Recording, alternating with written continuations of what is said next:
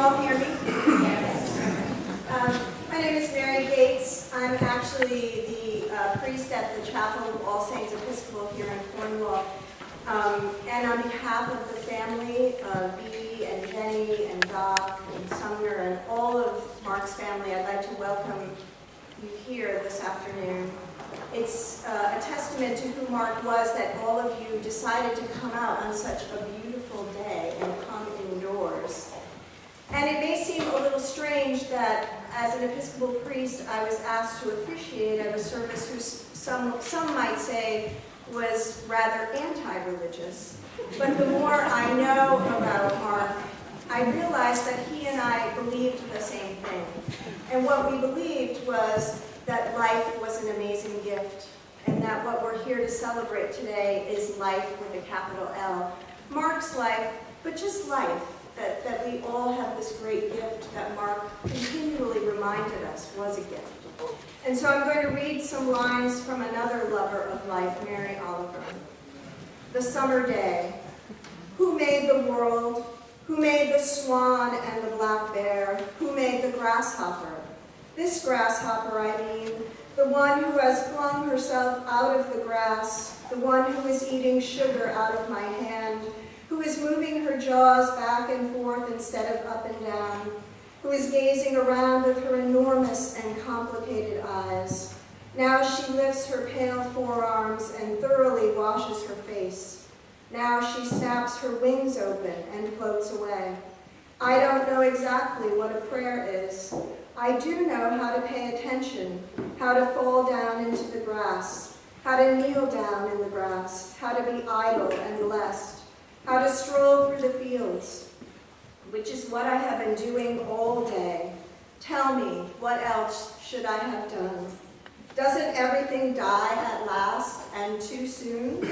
Tell me, what is it that you plan to do with your one wild and precious life? Mark was a great one for paying attention to life, for noticing and observing everything. And that was his gift to us. And so today we're all here to celebrate that life, to celebrate what a gift he was. And so I invite you to feel your sadness, because even 97 years sometimes doesn't feel like enough time. And for those of you who are not actually on the program to speak about Mark, you will have an opportunity later at Mohawk. And so those of you who are on the program to speak, I invite you to come here so we all can hear you, and to speak clearly so that we can hear you. So let's celebrate Mark.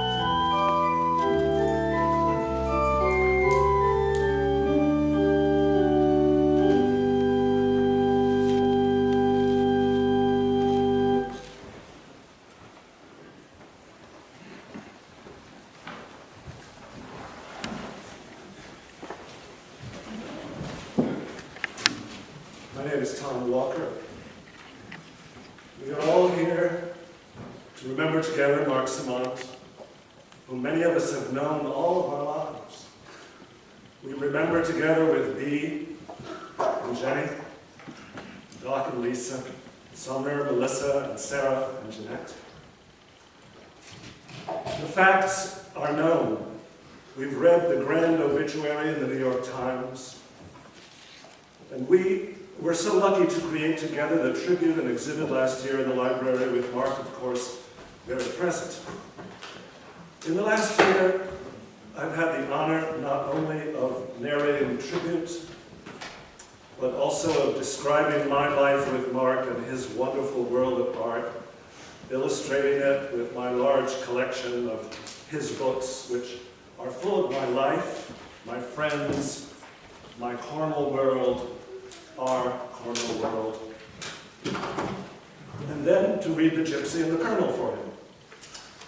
And then later in the year, I read Mimi, his story of the mouse, who saves the aging opera singer's career before they both retire to Connecticut. I read Mimi last December 26th with Marc surprised in the front row, not knowing I was going to read it. We had so much fun together, inspiring each other, playing sports without heavy judgment. He was a proxy father for me, half the age of my actual father. My mother asked Marc once if she could send me to art school, or if she should.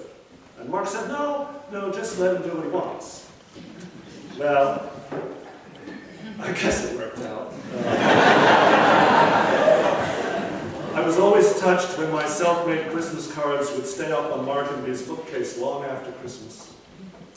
Marc was a great entertainer and was always wanted to know what I was doing in the theater, where I was traveling.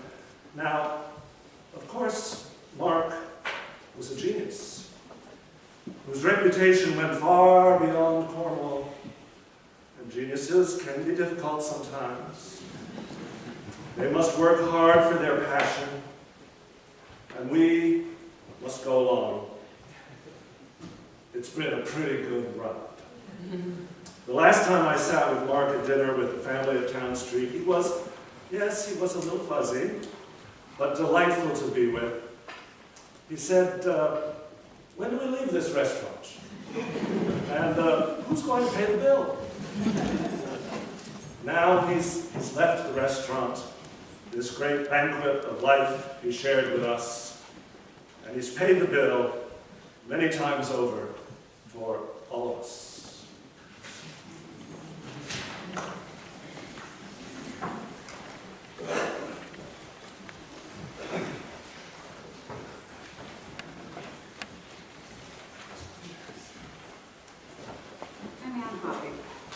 I've been a children's book editor for 20 years. That can feel like a long time until I remember that by the time I met him well over a decade ago, Marc, of course, had been a children's book illustrator for 60 years. 6 decades of wonderful books and of art that left me speechless with its insight and perfection. And what is that? Beg your pardon. What you all need to know is before I met Marc, he was the only author or illustrator in this whole entire world about whom I had literally said aloud, I could never work with him. The thought was too overwhelming. It was much, much too intimidating, given the accomplishment, grace, humor, and good humor of his beautiful art.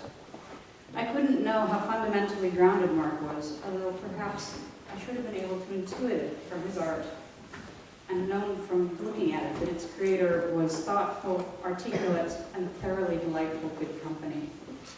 And in hindsight, perhaps I should have sensed that this art could only be curated by a considerate, empathetic man who once expressed his maxim as, the motivating factor in children's books is children themselves. Marc knew his audience, and moreover, he cared about it, be that audience a child reader or a person with whom he was conversing. But back then, I held his work in such awe, I could not imagine ever offering so much as a modest editorial opinion to him. Happily though, when his book, The Stray Dog, came along, I could couldn't resist the opportunity to work with my great hero. Because Marc is, was, and always will be my hero. First for the enduring and affecting artwork he made for children, but also for his ability to look life in the eye, boil it down, and capture the essence of a person or situation in a single drawing or caption. I think of conversations with Marc. Often he would sketch an idea or an approach or an example as we talked, integrating the art so seamlessly into the flow of words that it would surprise me to remember that reaching for a pencil is not automatic for me as well, and that expressing myself through a few well-placed lines isn't part of my own vocabulary. I can't draw at all, and Marc would make me forget that. He did what only the greatest of artists can do. He made it look easy, and then he took it further, and he made it, drawing as communication, look natural. Marc's art is accessible and engaging, just like Marc himself. His art invites people in, allowing us to see reflections of our own selves, and sometimes, particularly in his deft political work, forcing us to recognize ourselves as well. It remains one of my highest honors, professionally and personally, to have had the chance to work on The Stray Dog. It is a perfect picture book, and a framed and signed poster of it hangs in a place of pride above my desk. But even that honor is small compared to having known Marc and Bea, and even from the distance of between a West Cornwall home and a Manhattan publishing house. It was a privilege to spend time with Marc, and always a special joy when I could find some flimsy business excuse to pick up the phone and say hello to Marc or to Bea, or if I got really lucky, to both of them. The Stray Dog published 50 years after the first book Marc had both written and illustrated. And when the American Library Association awarded a Caldecott honor, I wrote this to Marc. I am so pleased for you. Your particular genius is evident on each spread, and it is tremendously satisfying to see that learned and unpredictable bunch, the Caldecott Committee, recognize how truly special and especially unique your mastery of the picture book form is. I want you to know that the committee's decision to honor the Stray Dog has made an endless number of people happy, and not just here at your publishing house, either. In the children's book community, there is widespread admiration and affection for your work and for this book. From publishing professionals across an array of houses, to librarians, to booksellers, to your fellow authors and illustrators, seeing your book honored makes people feel good. Honest, Marc. Even the people who normally feel jealous if their books aren't chosen are entirely happy about this Stray Dog. I know this because they all keep telling me. And I can see it in their eyes, and I can hear it in their voices, that it is so. Yours is true talent, not relying on gimmick or fad, and the success of your book, with its gentle thoughtfulness, genuine emotion, and graceful intelligence, is an affirmation across the field for everyone who values good books. We all feel validated by the book's reception. You truly deserve the honor, and we take satisfaction from seeing your work prosper. Artists work in isolation. One man, a drawing board, pencils, paints, one piece of paper, one image, it unfolded into another. The work is formed by a single specific vision and travels from that single pair of hands out into a much larger world where it touches the lives of strangers. Marc remains first in my heart of all illustrators, and I am grateful that his joyous and wise books will go on touching the lives of strangers far and wide. He once said, if 5 artists illustrated the same manuscript, you'd end up with 5 different stories. An illustrator brings his full self to his work, sharing a vision that is uniquely his own. We will miss him very much, but there are countless people who never talked with him in person who will continue to meet Marc on the page, seeing the world through his eyes, encountering and embracing the warm humanity and the special grace of our dear friend for years and decades to come.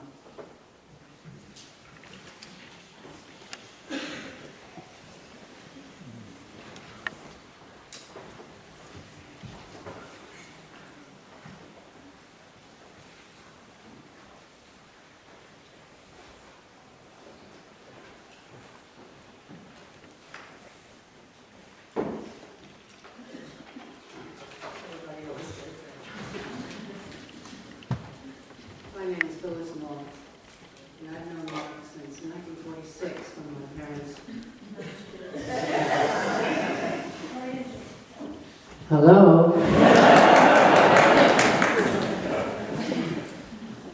When my parents bought their house here, and the memories of impressions of both Mark and Bea are very rich. A recurring theme, of course, is the drawings, the incredible drawings he's given so many of us over the years. After my son David, at the age of 7, broke his leg in late August, then had an operation which had to pull his sternum out in October, and then had acute appendicitis 3 days before Christmas, Mark made a drawing for him.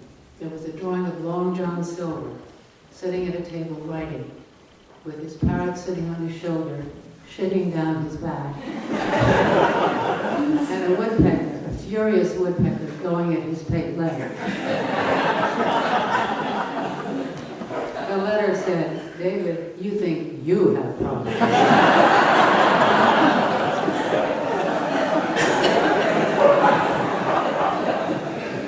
When I turned 40, Mark drew a drawing of a young woman sort of gracefully weeping with the caption, "Oh, to be 40 again." I also remember many, many wonderful dinners at the Simont in all seasons, many of them Thanksgiving dinners, one of which featured the dog of a very old friend of Doc's, Marshall Kenny, a very old, large, somewhat unattractive, I have to say, dog. Who I think got too much of the roast pig we were having. Lost a lot of it under the dining room table. And wonderful Bea was the one who found it and took care of it. We also had a lot of charades where Mark would act out things like Guernica. And Tom Whiteside was a brilliant man, but not particularly gifted at charades. He would make a few vague gestures like this and then say, in the many, many poker games we would play for hours and end up losing a few cents or a couple of dollars one way or the other. Then there was a trip to Spain where we went to Yes, spelled L-L-E-S, way up in the mountains in the Pyrenees to visit Mark's cousin, who had a tall, thin house in a tiny mountainous village overlooking the vast plain to the south. The house next door was a farmer's, and out in front of the door it had an enormous, very fragrant pile of fresh cow dung, which wafted its way up to us. We ate like royalty, watched bullfights, looked at the beautiful view, and then we all drove up to our new house in France, which they sort of christened for us. And then there was a week we all spent on Martha's Vineyard, in a funky cabin with an outhouse on Tisbury Pond, where we all went crabbing with bits of smelly fish, and bought a lobster so huge that the 6 of us, my first husband and my kids and Mark and me, the 6 of us could not finish the one lobster. There was a man oystering right off the pond, and he apologized for the noise and gave us a huge bucket of oysters. The kids counted them twice. There were 98 oysters. So, cooking together, playing together, traveling together, it's been a long, rich association, and I treasure it. As I treasure Bea, who is the center that does hold. I only wish that Mark could be here next year to make me a card that says, "Oh, to be 80 again."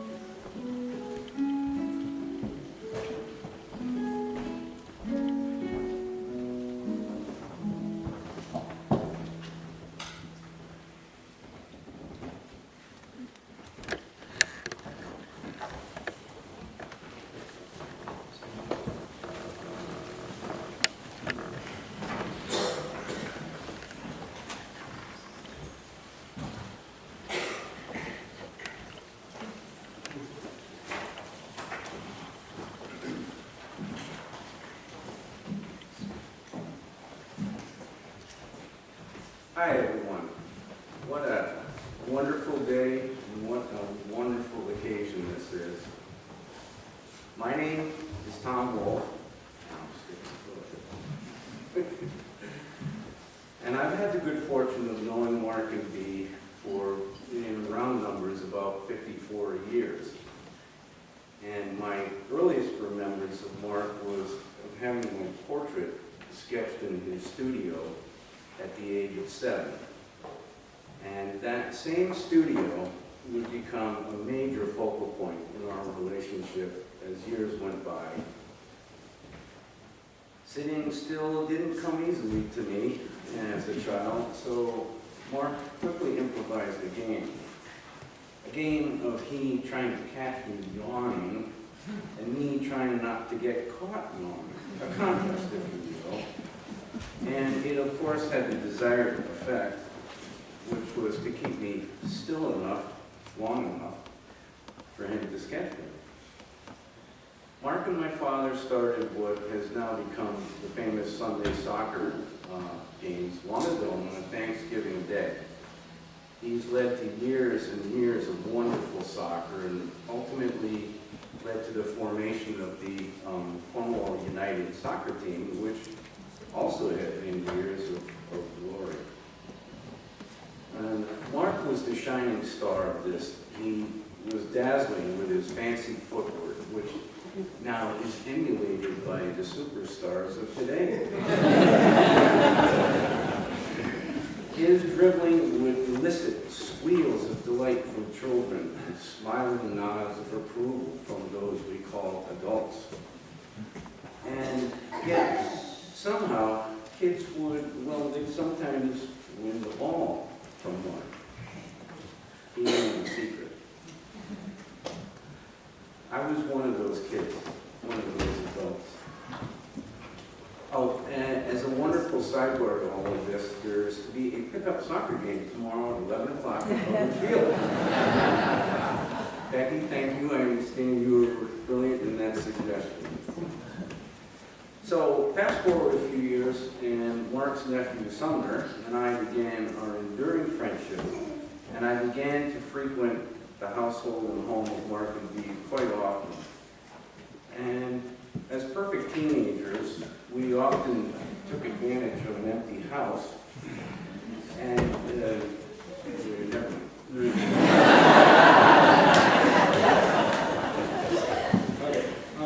as more years went by, I often played an absurdly transparent ruse on Mark and Bee, showing up at lunch and dinner time. And do you know, they never once turned me away. Never once did they balk at feeding me, even to this day. And my memories alone of so many dinners are just too vast to recount. And yet what comes to mind are the following recollections. Bee's attention to every detail. Mark's obsession with how to make the proper garlic bread. The food, glorious food, too good to describe. Especially apple brown Betty, of which there never was enough for me. Smoke, lots of smoke from cigars and cigarettes and wine, always wine, lots of it. Fun to door, stimulating conversation, animated and often heated. The essence of truly fine dining. And as a result of this, what comes to my mind when I think about those dinners is a borrowed quote, which says, "My gastronomic satiety admonishes me that I've reached a state of culinary deglutation consistent with the code of Aesculapius." Translated to English, it means I'm full. As a builder of some 42 years, Mark and Bee would give me the chance of practicing my craft in and on their house often. They are and have been my most loyal and steadfast clients for at least 30 years. Clients for whom I would gladly work for free. Mark would present a problem, we'd discuss it, and I was entrusted to do the work on my own and left to my own devices. And it was, and it is, the best relationship to have in the client. And during one of our talks at the kitchen table at the end of the day, it was at least 10 years ago or so, I was commenting on how something would last, and Mark, with that special way, you know, a little twinkle in his eye, he leaned a little forward to me and he said, Tom, he said, when you get to be my age, you don't buy green bananas.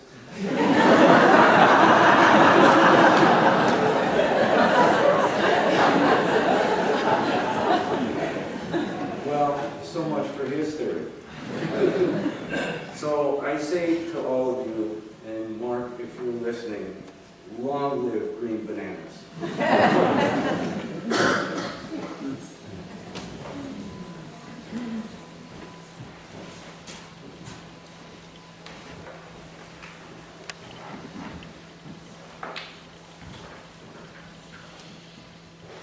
Hello, I'm honored to be here. A few months ago, Marc wrote out a poem in Catalan. He didn't write it, but it was a Catalan poem, which one of his two Catalan students, he had two, Henda Chubb and John Light, John translated it for me. It is only the blink of an eye, this human life. You are just starting a new page, when suddenly you have to turn it. As a newcomer to Cornwall in 1991, I had missed Marc's soccer times, and his mural times, and his vaudeville appearances, and rabbit raising, the days of Rose Albrandt and Thurber. But I came in time to meet Marc and Bea, and ahead of Marc lay more books, more drawings and paintings and cartoons and honors. I joined them in Upper Town Street pursuits. We drank champagne with Lotte Gosler on a blackout night. And with Potters and Keskinens and others, we put on wonderful cream hollow art object shows, that is to say, chaos. And as the incorrect kabuki quartet, we put on what we considered two stunning talent shows. In Little Red Riding Hood, Bea strummed the koto. Marc, of course, played the wolf. And George Kittle was Little Red. In Cinderella, Marc was, of course, the prince, and George was Cinderella.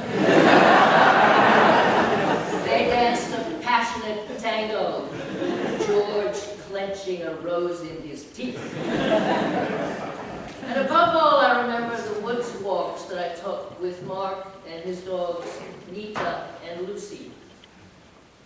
I had been raised by my bird-watching father to be absolutely silent in the woods, lest we be unable to hear or scare away the red-eyed vireo or the black-throated green.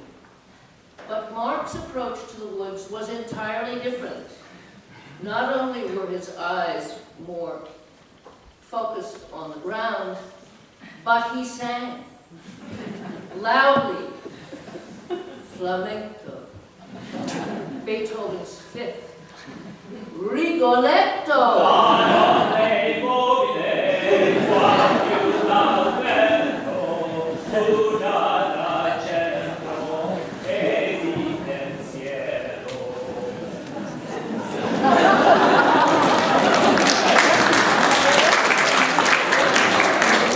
Well, the ducks and the heron and the prothonotary warblers all took flight after that.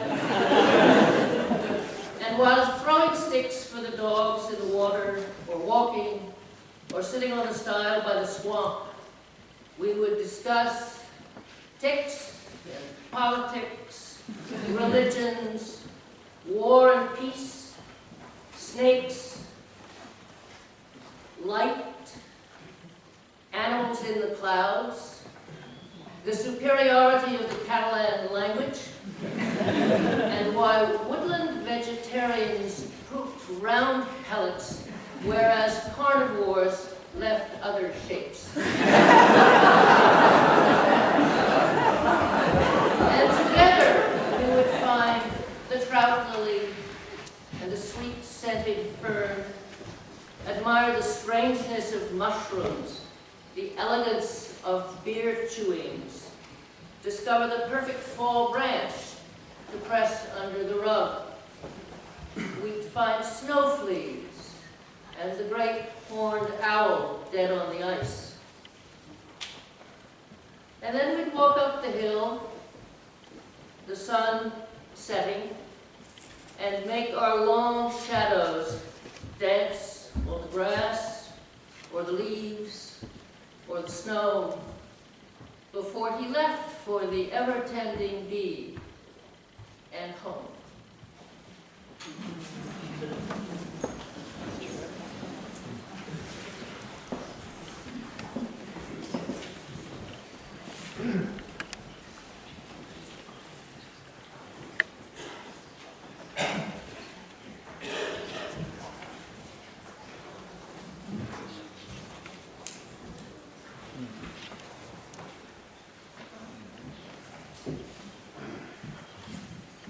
You saw me hobbling up here. I'd like to be able to say that I hurt my leg playing hockey or basketball. Instead, it's a New York story. I heard it getting out of a taxi cab.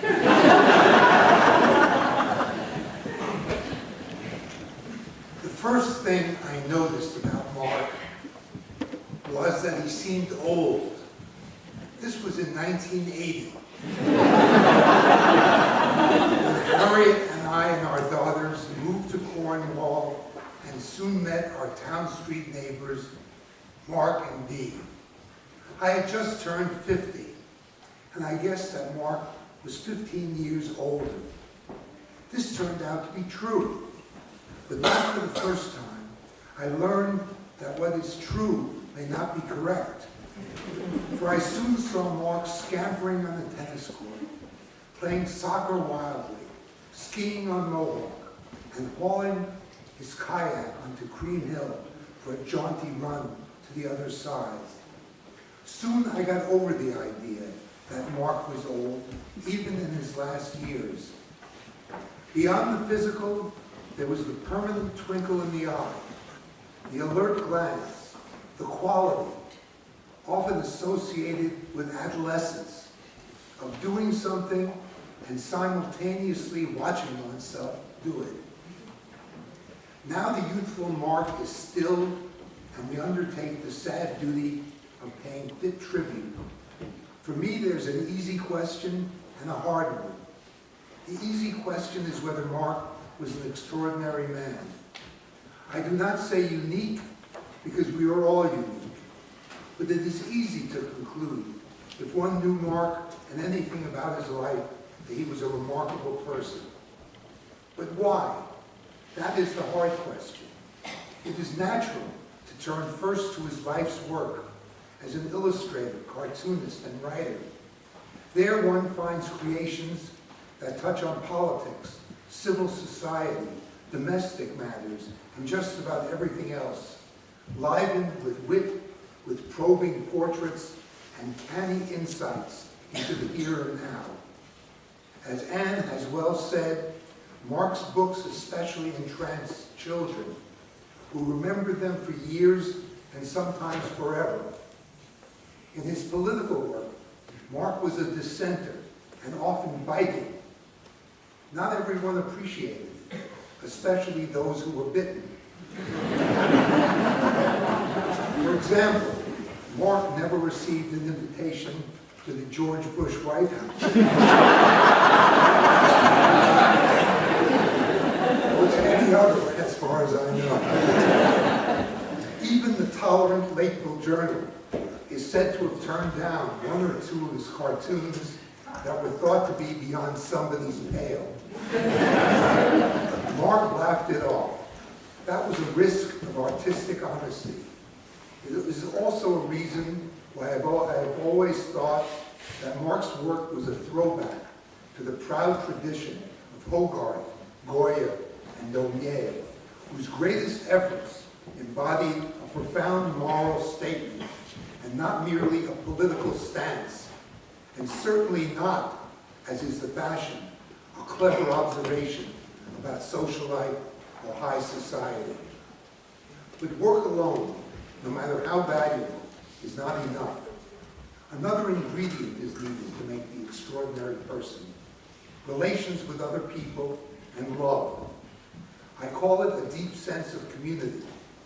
Anyone who has lived in Cornwall for even a short time has, sometimes unknowingly, felt the impact of Marc's presence, the force of his quiet but powerful personality. From his early days on the farm, to his years in the Thurber Circle, to his days on the sports field, to his well-earned non-retirement, Marc's gentleness and his invariable graciousness to young and old placed him in the center of Cornwall life, and therefore in the lives of all of us. Yes, Marc was an extraordinary man.